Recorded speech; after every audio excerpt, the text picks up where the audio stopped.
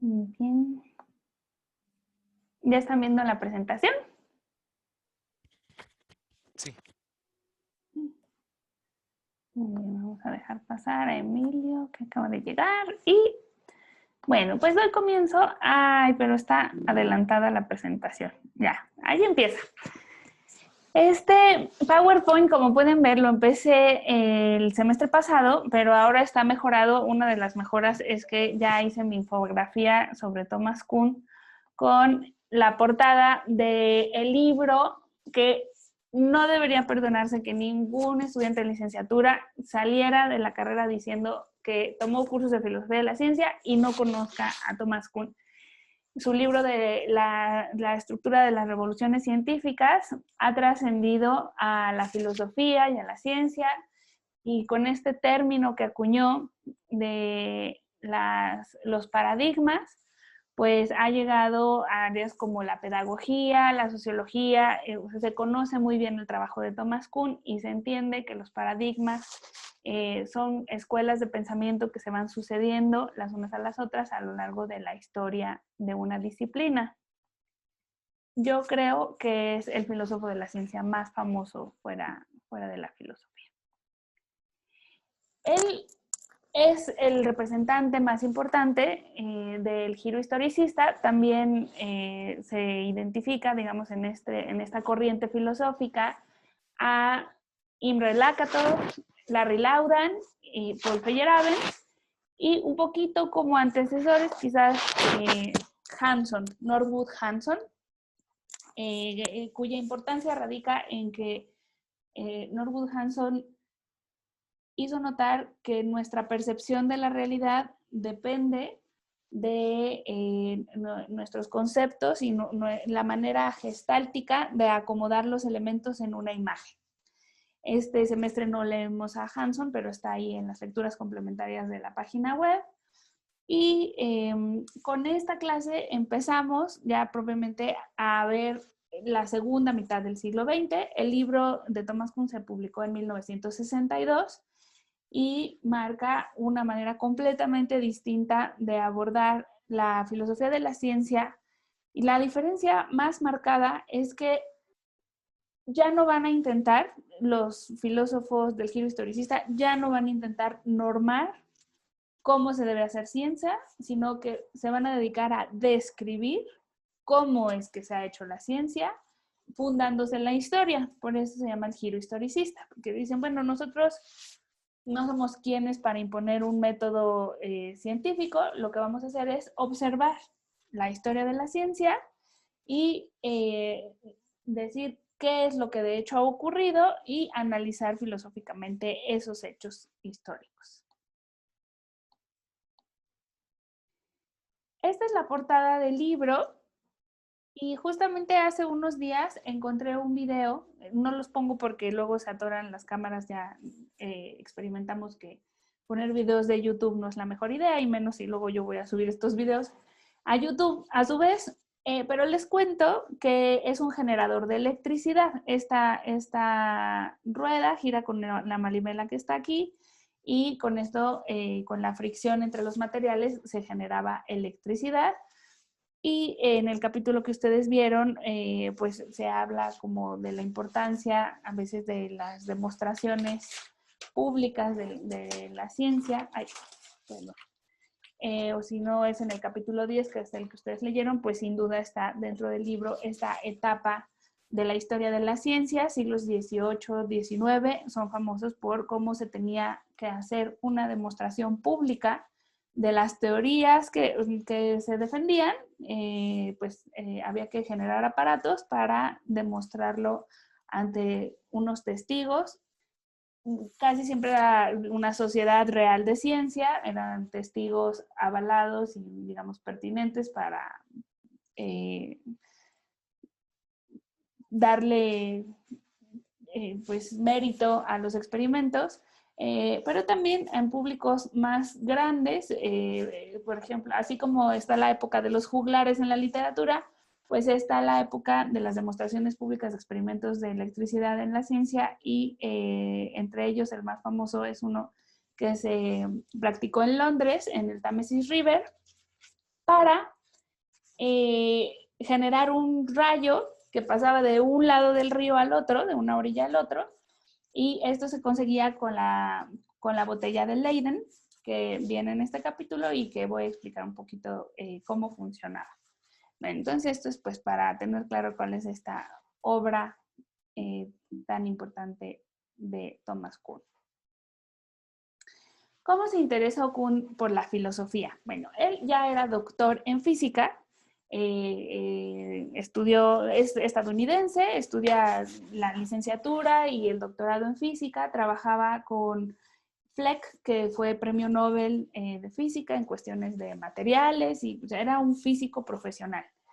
Y le piden, cuando estaba en Harvard, que por favor diera un curso de verano para legos, o sea, iban a ir personas científicas, pero también podía ser para un público más general, y que diera un curso sobre la historia de la física. Entonces, Thomas Kuhn dice, bueno, pues lo que voy a hacer es investigar en qué consistía la física de Aristóteles, después paso por Galileo, Newton y llego a la física actual, relativista y mecánica cuántica, y pues le pareció que ese era como un buen panorama de la ciencia. Y lo primero que hace pues es ponerse a estudiar Aristóteles y le resulta súper absurdo. O sea, como que no lo entiende, le parece que no tiene ni pies ni cabeza. Dice, pero ¿cómo puede ser posible que este hombre tan brillante, Aristóteles, pues diga cosas que no tienen sentido, ¿no? Ahorita que pasemos a lo de las revoluciones científicas, les leo con un poquito más de detalle cuál es la dinámica de Aristóteles, que en realidad es la dinámica de nuestro sentido común en muchas cuestiones, pero no de los físicos teóricos. Bueno, entonces estaba así Kuhn, contrariado, sorprendido, confundido por la física de Aristóteles, y dice que de pronto, después de varios esfuerzos de entender, tuvo una experiencia gestáltica de conversión. ¿Qué quiere decir gestáltica? Que de pronto como que todas las piezas, gestalt significa etimológicamente todo. Entonces como que todas las piezas cayeron en su lugar y de pronto pudo entender el sistema aristotélico de la misma manera que cuando vemos esta imagen que tiene como el perfil de una joven o la cara de una viejita, pues de la misma manera que cuando estamos viendo eso, estábamos quizás poniendo atención a la viejita y de pronto ya alcanzamos a ver la joven. Pues así dice Kuhn que tuvo esa experiencia de pronto entender cómo en este mismo mundo, en el caso del dibujo son las mismas líneas y las mismas manchas, pero se puede dar toda otra concepción de ese mismo pues, conjunto de imágenes o de datos, ¿no? Y así fue durante ese curso de verano, como Kuhn se interesó por la filosofía de la ciencia y decidió dedicarse a estudiar historia de la ciencia con más profundidad. Su maestro favorito, digamos un historiador de la ciencia al que siempre se remite, es Alexander Koyré, y también estudia psicología gestalt. Y desde ese momento ya nunca abandona su interés por la historia y por la filosofía de la ciencia.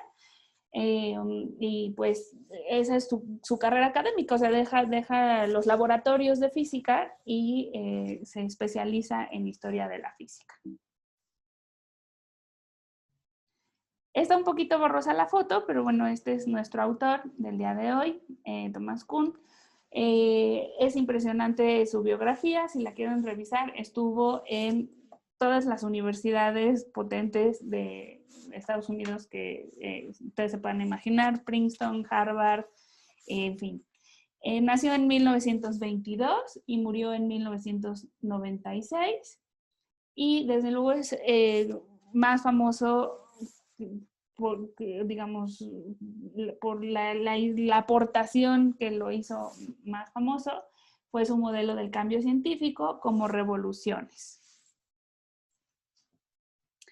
En este modelo de cambio científico nos dice Thomas Kuhn que primero hay una etapa preparadigmática. Un alumno muy bueno que tuve hace como 2 años me dijo, venía al final de la clase sobre Thomas Kuhn, venía un poco extrañado y me preguntó que dónde venía esto del preparadigma, que porque él había estudiado ciencias y que en una materia había leído todo el libro de la estructura de las revoluciones científicas de Thomas Kuhn y que nunca vio que se hablara del preparadigma. Y le dije, pues es que el preparadigma lo menciona Thomas Kuhn nada más en la postdata y yo les recomiendo que sea lo primero que lean del libro porque después de haber recibido múltiples críticas y observaciones, Thomas Kuhn escribe la postdata y hace como un resumen y un resumen mejorado de lo que quiso decir. Por ejemplo, le criticaron que había utilizado la palabra paradigma en demasiados sentidos distintos.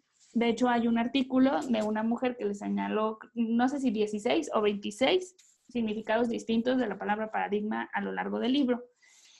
Y en la postdata, Thomas Kuhn nos dice que solamente se quiere quedar con 2 sentidos de la palabra paradigma.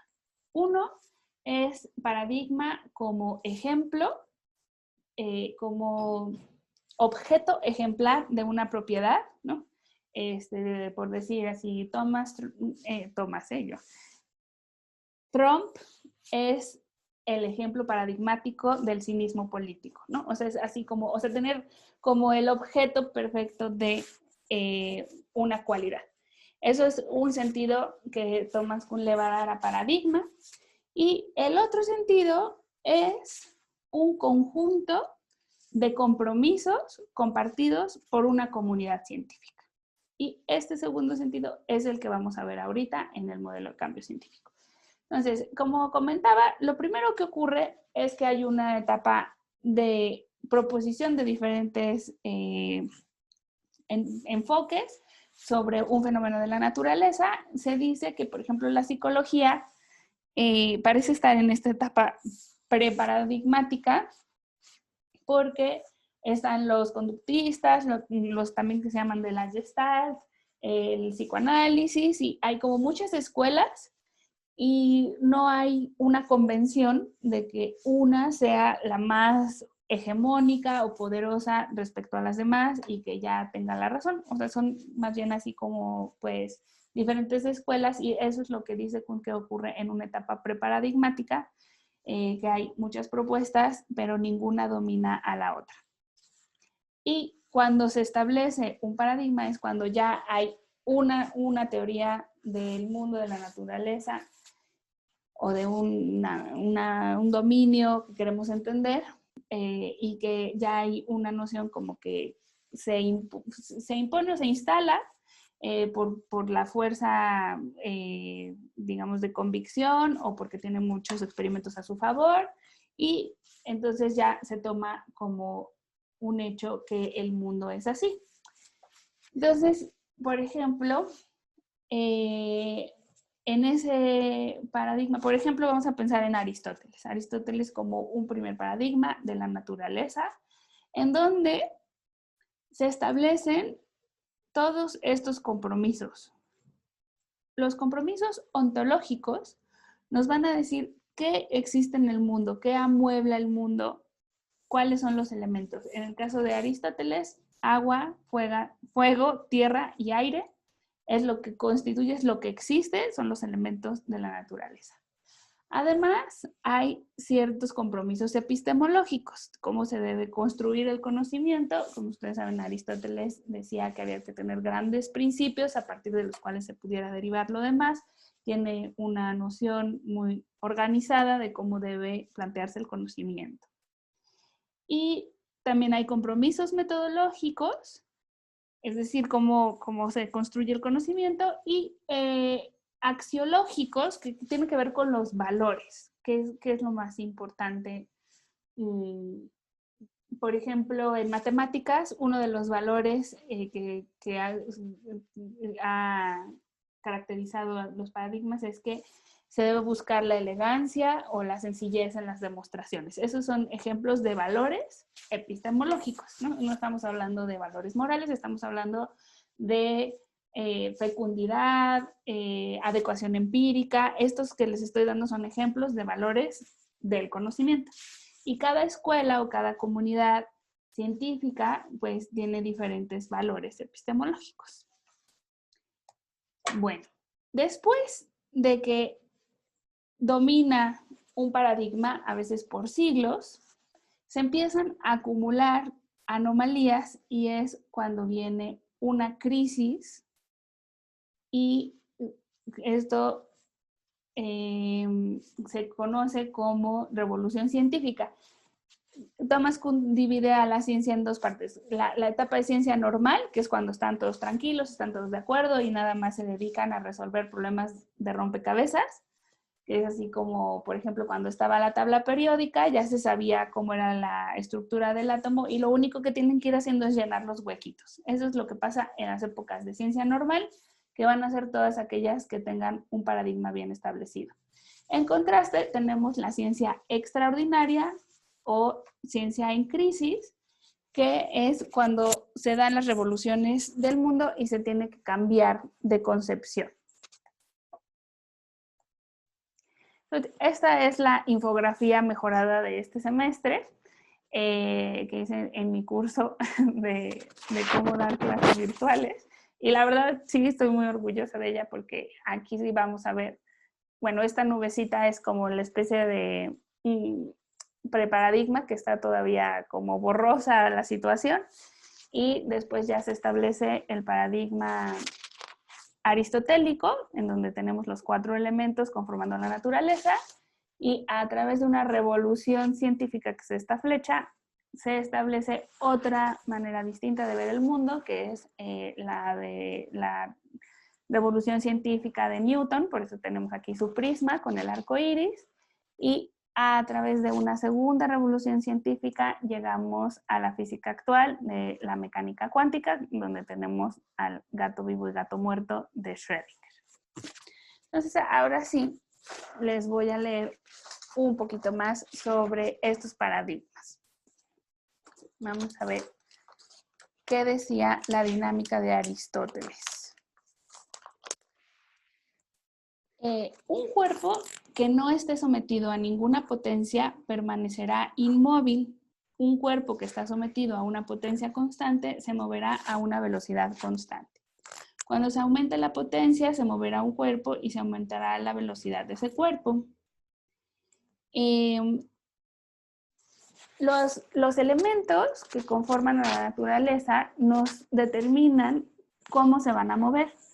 Si un objeto está formado predominantemente de tierra, tiende al centro del universo, que es la Tierra, y un objeto que esté predominantemente formado de aire va a tender a subir, ¿no? Entonces aquí está como la teoría de los leves y los graves, en donde Aristóteles dice que todo tiene un lugar natural en el universo y las cosas tienden a tomar ese lugar natural, de tal manera que si levantamos un pedazo de tierra, cualquier objeto pesado, pues este va a volver a caer al lugar al que pertenece. Y después de la luna, más allá de ese astro, se da toda la esfera supralunar, en donde se encuentra la sustancia etérea. De allí las cosas pues se comportan de otra manera, ¿no? Divina, perfecta y circular. Esto pues ya se ve con más calma en otro curso, pero digamos que todos estos elementos forman el paradigma aristotélico. Posteriormente tenemos la física de la revolución científica, en donde se empieza a establecer la herramienta matemática para medir el cálculo diferencial, los instrumentos de medición.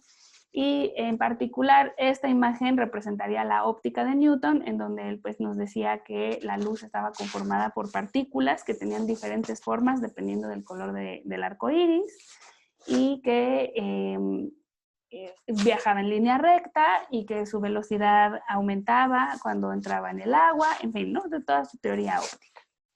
Y para hacer la conexión, digamos, con la mecánica cuántica, pues lo que se acepta en la mecánica cuántica de hoy día es que la luz no es una partícula ni es una onda únicamente, sino que es una especie de híbrido que se llama fotón, que dependiendo de cómo interactuamos con él, se comporta como onda o se comporta como partícula.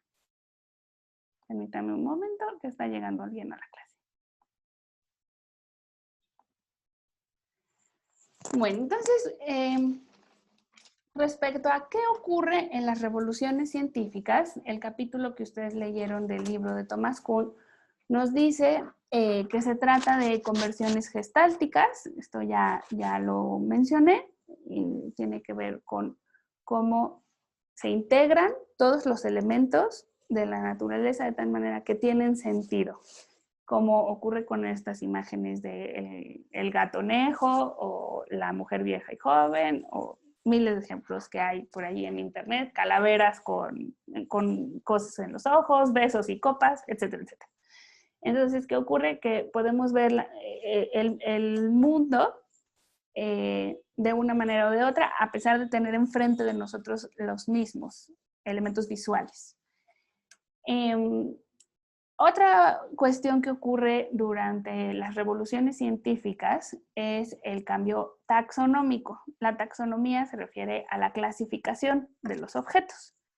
Pensemos, por ejemplo, en la clasificación de los astros en un modelo geocéntrico y en uno heliocéntrico, que por cierto son los dos que están representados en el mural de O'Gorman de la Biblioteca Central de la UNAM. Allí tenemos el modelo con la Tierra en el centro y el modelo con el Sol en el centro. La Tierra es un objeto que en el primer caso va a estar clasificada como el centro del universo y alrededor de ella giran los planetas, cuya etimología significa astros errantes. En el segundo caso, la Tierra pasa a ser un planeta. Es decir, que si nosotros tuviéramos cajoncitos en donde metiéramos a las estrellas, a los planetas y todo, tendríamos que sacar a la Tierra de ser el centro del universo para meterle en un cajón distinto, que es el de ser planeta, ¿no? Entonces, esto ocurre con las revoluciones científicas. Los mismos objetos son clasificados de maneras distintas y pues también en biología hay varios ejemplos.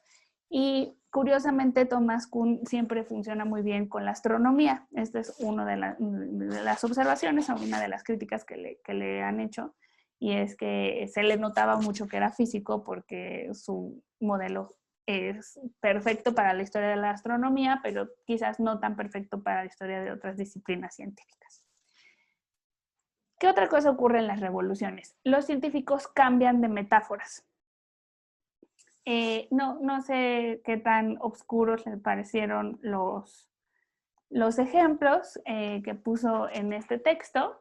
Si quieren voy a parar un poquito la grabación para comentar con ustedes si quieren que les cuente un poco más sobre el péndulo, sobre los circuitos eléctricos como ríos, o sobre la química de Dalton. Luego me pasa que pues los alumnos, algunos vienen de ciencias y conocen bien estos ejemplos, entonces voy a conversar con ustedes a ver si alguien quiere platicar sobre los cambios de visión del mundo que ejemplifica Thomas Kuhn en este capítulo. Entonces, ya pausé del Gracias, día de profesora. hoy. Gracias a ustedes. Nada más, doctora, perdón, no, Sí, no se le olvide, adelante, Serafín. no se le olvide grabarlo, nada más, doctora. Ya reanudé la grabación. Okay. Gracias, Muy bien. Gracias. No se preocupe. Entonces, bueno, ya estuvimos hablando de cómo hay cambios taxonómicos, cambian las metáforas que se utilizan para explicar el funcionamiento de las cosas, y esto, dice Thomas Kuhn, que se refleja en los libros de texto. Para Thomas Kuhn, los libros de educación, de lo que se dice de ciencia en las escuelas, son un termómetro de qué es lo que está aceptado en ese momento. O sea, si se decide enseñar, es qué es lo que la comunidad avala en ese momento de la historia. Y por último, hay que ver con muchísimo detenimiento esta frase del capítulo en donde Kuhn dice que hay un cambio de mundo, y de hecho así decide titular también el capítulo, las revoluciones científicas como cambio de mundo, y la afirmación es la siguiente: aunque el mundo no cambia, los científicos de un nuevo paradigma trabajan en un mundo nuevo. Y aquí he resaltado en rojo la palabra mundo porque se refiere a dos diferentes. En el primer caso, el mundo con mayúsculas vendría siendo la cosa en sí kantiana. Es el mundo independiente del sujeto que no cambia, digamos, si todos los seres humanos desapareciéramos, allí estaría este mundo con mayúsculas, el mundo real. Sin embargo, nosotros, como agentes epistémicos limitados, solamente podemos vivir en nuestro mundo con minúsculas, que es el que creemos que es correcto dados los datos hasta este momento, ¿no? Entonces, al día de hoy tenemos una ciencia que nos describe una realidad, es la que nos enseñan en las escuelas y ese es nuestro mundo con minúscula, pero pues lo mismo pasaba en la época de Galileo o en la época de Aristóteles, se educaban a las personas en esos mundos y este mundo con minúsculas es el que se puede sustituir durante las revoluciones científicas. Este es un ejemplo de lo que en filosofía de la ciencia se conoce como realismo interno. Es realismo porque afirma que existe un mundo independiente, real, pero es interno porque también nos dice que nosotros lo podemos conocer parcialmente y que eso es a lo que llamamos realidad, ¿no? Y volviendo al ejemplo de la Tierra plana, las personas que nacieron y se murieron pensando que la Tierra era plana, vivieron en ese mundo y eso para ellos fue tan real como es para nosotros la mesa que tenemos enfrente. Y el realismo interno pues es de tipo kantiano, por esto que estoy diciendo, ¿no? Que se diferenciaría entre el mundo fenoménico y el nouménico. Miren, aquí está la imagen de la joven y la viejita para que recordemos cómo se dan los cambios gestálticos. Y aquí tengo el ejemplo del péndulo para compartirlos con ustedes. Desde el punto de vista aristotélico, este péndulo es un objeto principalmente formado por tierra que debería caer a su lugar natural, que es hacia abajo, pero ese movimiento natural está siendo impedido por, en este caso, pues el tubo que lo detiene, en otros casos es una cuerda, pero el péndulo se describe como una piedra impedida de caer a su lugar natural.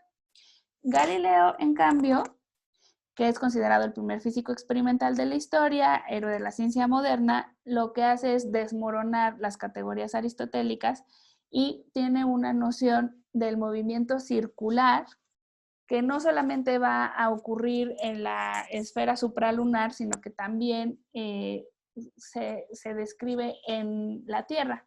Cuenta la leyenda que estaba Galileo en misa y que veía cómo el incenciario estaba oscilando por el pasillo y que con las pulsaciones de su mano contaba cuánto tardaba en llegar de un lado al otro y empezó a hacer teorías acerca de cuánto duraba el periodo de un péndulo. Y para Galileo, lo que está sucediendo en esta misma imagen es que hay un movimiento circular parcial, o sea, lo que sería completo pues es que diera toda la vuelta, pero al regresarse pues es un pedacito de movimiento circular. Y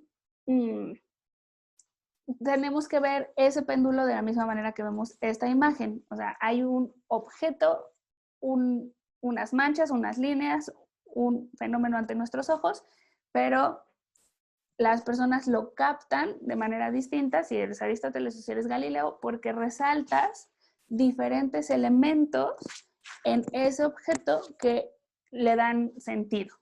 Entonces, cada uno al observar va a destacar una